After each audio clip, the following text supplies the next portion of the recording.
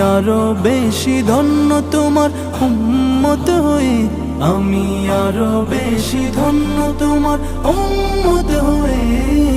ইয়া রাসূলুল্লাহ ইয়া হাবিবাল্লাহ, ইয়া রাসূলুল্লাহ ইয়া হাবিবাল্লাহ।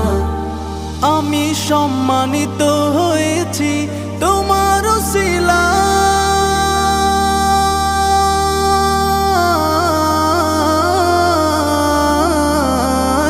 আমি সম্মানিত হয়েছি তোমার উসিলায়।